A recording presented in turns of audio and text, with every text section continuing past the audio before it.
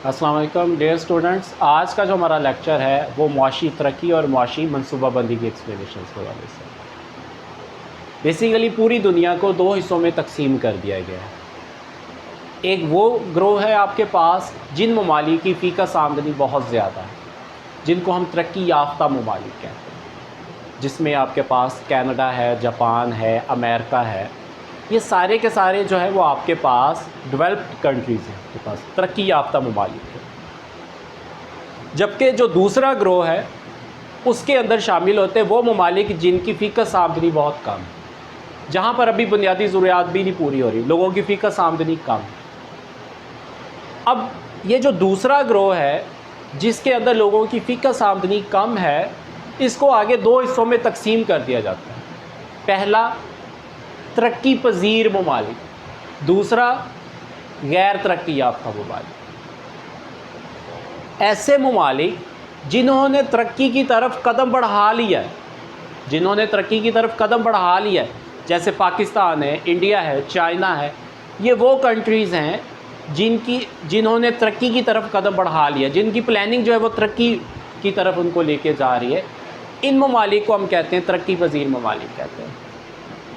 और ऐसे ममालिक जिन्होंने अभी तरक्की की तरफ कदम नहीं बढ़ाया, आज भी वो पुरानी तरह से ही ज़िंदगी गुजार रहे हैं, आज भी उनका इनकम लेवल, उनका प्रोडक्शन लेवल और उनका जो लाइफस्टाइल है वो आज भी पुराना ही है, जैसे बर-ए-आज़म अफ्रीका के लोग जो हैं, इन सारे ममालिक को हम गैर तरक्की याफ्ता या फिर बैकवर्ड इकॉनमी वाले ममालिक कहते हैं।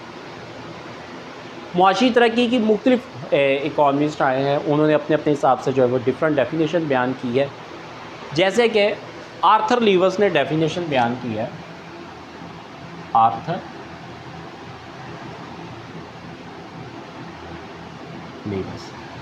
आर्थर लीवर्स के मुताबिक अगर किसी भी मुल्क के लोगों की फ़ीकस आमदनी के अंदर अजाफ़ा होता चला जाए तो हम उसे कहते हैं ये मुआशी तरक्की, यानी कि लोगों की औसतन एवरेज इनकम अगर लोगों की बढ़ती चली जाएगी तो इसका मतलब है लोगों की फ़ीकस आमदनी बढ़ गई तो वो जो मुल्क होगा वो तरक्की करेगा। उसके बाद प्रोफेसर किंडलबर्गर ने डेफिनेशन बयान की है कि मुआशी तरक्की से मुराद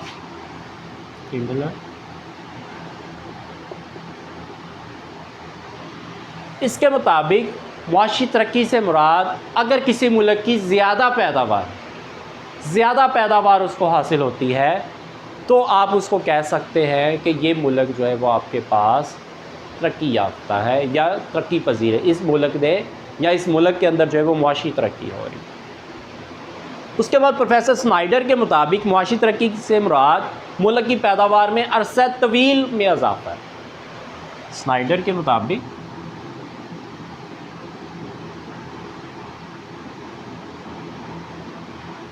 कि अगर किसी मुल्क के अंदर अरसा तवील तक अगर उस मुल्क की पैदावार में इजाफा होता रहे, लंबे अरसे में लोगों की अगर आमदनी बढ़ेगी तो आप कह सकते हैं कि ये जो मुल्क है वो आपका तरक्की की तरफ जा रहा है और इस मुल्क के अंदर जो है वो मुआशी तरक्की हो रही है। डिफरेंट इकॉनमिस्ट आए, उन्होंने अपने अपने नज़रियात के हवाले से, अपनी अपनी थ्योरीज़ के हवाले से जो थी वो मुआशी तरक्की की डेफिनेशंस बयान की। लास्ट पे आकर एक जामिया और साइंटिफिक जो डेफिनेशन बयान की थी वो थे मायर और बाल्डोन। इन्होंने मुआशी तरक्की की एक बड़ी जामिया डेफिनेशन बयान की। इनके मुताबिक जब किसी भी मुल्क के अंदर अगर उस मुल्क के लोगों की हकीकी कौमी आमदनी में अरसा तवील में इजाफा हो जाए, मायर और बाल्डोन के मुताबिक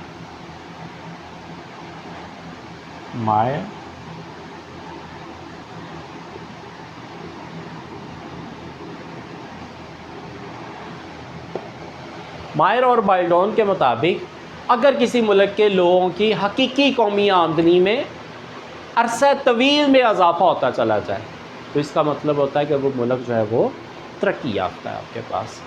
अब यहाँ पर जब हम मुआशी तरक्की की मुख्तलिफ डेफिनेशंस को डिस्कस करते हैं तो मुआशी तरक्की को यानी कि मुआशी तरक्की को पढ़ने के लिए या उसकी टेक्निक को समझने के लिए हम देखते हैं कि 3 मराहिल का हमें सामना करना पड़ता है। पहला कि मुआशी तरक्की एक अमल है, दूसरा लोगों की हकीकी कौमी आमदनी में इजाफा होना चाहिए, तीसरा लोगों के पास जो है वो टाइम पीरियड जो है वो ज़्यादा होना चाहिए, अरसा तवील होना चाहिए आपके पास।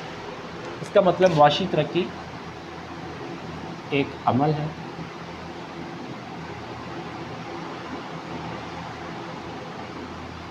हकीकी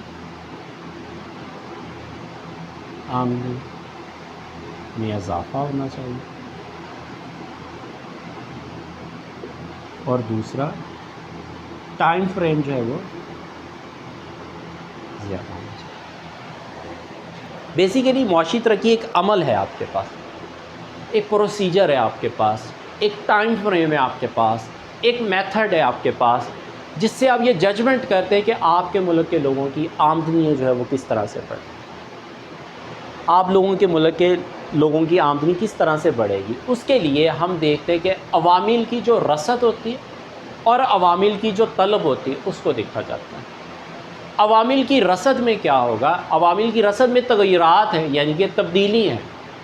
मुआशी तरक्की में यह होता है कि हम नए नए तग़य्युरात करते हैं, हम नई नई तब्दीलियाँ लेकर आते हैं, अपने नए नए वसाइल दरियाफ़्त करते हैं, नई फैक्ट्रियाँ लगाते हैं, नए कारखाने लगाते हैं, नए ज़राए जो होते हैं वो जज करते हैं, उनको फाइंड आउट करते हैं। इससे अवामिल की जो रसद होती है वो बढ़ती है, क्योंकि आबादियों के अंदर इजाफ़ा हो रहा था, हमें अपने वसाइल के अंदर अपने आमलीन पैदाइश में जो होता है वो इजाफ़ा करना होता है। तो हम नई नई रिसर्च करते, नई टेक्नोलॉजी दरियाफ़्त करते, जिससे लोगों की मज़ीद आमदनियों के अंदर जो होता है वो इजाफ़ा हो जाता है। इसी तरह से अगर हम अवामिल की तलब के तग़य्युरात देखते हैं, ज़ाहिर सी बात है लोगों की आमदनियाँ बढ़ती हैं, लोगों का लाइफस्टाइल चेंज होता है, लोगों की डिमांड्स चेंज हो जाती, लोग एक दूसरे को देखकर जो होते हैं वो डिमांड क्रिएट करते हैं, लोगों के अंदर दिखावे के जो असरात होते हैं वो आ जाते हैं, ज़्यादा खर्च करते हैं। तो मार्केट के अंदर अगर एक साइड पे अवामिल की रसद में तग़य्युरात होंगे वो बढ़ेंगे, साथ ही मार्केट के अंदर जो कि डिमांड के अंदर भी जो होगा वो इजाफ़ा हो। उसके बाद है हकीकी आमदनी में भी इजाफ़ा। अगर हकीकी कौमी आमदनी में इजाफ़ा होगा, यानी कि फ़ीकस आमदनी में भी इजाफ़ा हो, क्योंकि अवामिल की रसद बढ़ेगी, लोगों की आमदनियाँ बढ़ेंगे, कारोबार बढ़ेंगे। अगर लोगों की आमदनियाँ बढ़ रही हैं, हकीकी तौर पर बढ़ रही हैं, प्रोडक्शन बढ़ रही है, तो इसका मतलब है कि मुल्क जो होता है वो तरक्की की तरफ जा रहा है। अगर हकीकी आमदनी लोगों की कम हो जाएगी, फ़ीकस आमदनी कम हो रही है, इसका मतलब है मुल्क की तरक्की जो होगी वो कम होती चली जाएगी आपके पास। और उसके बाद थर्ड है आपके पास अरसा तवील, टाइम फ्रेम जो होता है वो बड़ा इंपॉर्टेंट है। एक साल के अंदर आप इसकी जजमेंट नहीं कर सकते आपका जो मुल्क है वो तरक्की कर रहा है या नहीं कर रहा। इसके लिए कम से कम 20 या 25 साल या इससे ज़्यादा का जो टाइम ड्यूरेशन जो होता है वो रिक्वायर होता है, फिर जाकर आपको पता चलता है कि आपका जो मुल्क है वो तरक्की कर रहा है या फिर नहीं कर रहा है। एक साल के अप्स एंड डाउन्स इकॉनमी के ऊपर या नीचे होने से, या 2 साल के ऊपर या नीचे होने से, उसमें जो तग़य्युरात आते उनसे नहीं आप जज कर सकते कि आपका मुल्क जो होता है वो तरक्की कर रहा है या नहीं कर रहा है। हम इसकी तरक्की जो होती है वो मैयर करते हैं लंबे पीरियड्स के अंदर, लॉन्ग रन के अंदर करते हैं। कम से कम जो होता है 20 से 25 साल का टाइम फ्रेम होना चाहिए, जिसमें आपको जज करना होता है कि आपका जो मुल्क होता है वो तरक्की कर रहा है या फिर नहीं कर रहा। आज का हमारा जो लेक्चर था वो बेसिकली था मुआशी तरक्की और मुआशी मनसूबाबंदी के हवाले से था आपके पास। मुआशी तरक्की को डिस्कस करने के लिए हमारे पास 2 ग्रोह हैं। बेसिकली 2 ग्रोहों में इकॉनमी जो है वो आपकी मईशत को डिस्ट्रीब्यूट कर दिया गया। एक वो ममालिक जिनकी फ़ीकस आमदनी बहुत ज़्यादा है और एक वो ममालिक जिनकी फ़ीकस आमदनी कम है। अमेरिका, जापान, कनाडा जिनकी बहुत ज़्यादा है, पाकिस्तान, चाइना, इंडिया, इनकी फ़ीकस आमदनी जो है वो कम है। अब ये जो कम आमदनी वाले जिनकी फ़ीकस आमदनी कम है, इसको भी 2 आगे मज़ीद हिस्सों में डिस्ट्रीब्यूट कर दिया जाता है कि एक तो वो ममालिक है जिन्होंने तरक्की की तरफ कदम बढ़ा लिया, जैसे पाकिस्तान और चाइना है आपके पास, इन्होंने तरक्की की तरफ कदम बढ़ा लिया, इन ममालिक की फ़ीकस आमदनी आहिस्ता आहिस्ता बढ़ रही है। और कुछ इनको हम कहते हैं तरक्की पजीर ममालिक, और कुछ ममालिक ऐसे जिन्होंने अभी तक जो होता है वो तरक्की की तरफ कदम नहीं बढ़ाया, जैसे बर-ए-आज़म अफ्रीका के कुछ एरियाज़ जो है वो आपके पसमानदा ममालिक के अंदर आते हैं। आज भी उनका जो रहन सहन है वो ही पुराना है उनके पास। फिर उसके बाद मुआशी तरक्की के हवाले से मुख्तलिफ इकॉनमिस्ट है, जिसमें आर्थर लीवर्स है, किंडलबर्गर, स्नाइडर है, मायर और बाल्डोन जो है, ये डिफरेंट इकॉनमिस्ट आए, उन्होंने मुआशी तरक्की की डेफिनेशंस बयान की। और फिर हमने देखा कि मुआशी तरक्की बेसिकली एक अमल भी है, और अगर हकीकी कौमी आमदनी और फ़ीकस आमदनी में इजाफ़ा हो और लॉन्ग रन होगा, तभी जाकर हम जजमेंट कर सकते हैं कि आपका मुल्क जो होता है वो तरक्की कर रहा है या फिर नहीं कर रहा है। तो डियर स्टूडेंट्स, आज का जो हमारा लेक्चर था वो यहीं तक था। अपना बहुत सारा ख्याल रखिएगा। अल्लाह हाफ़िज़।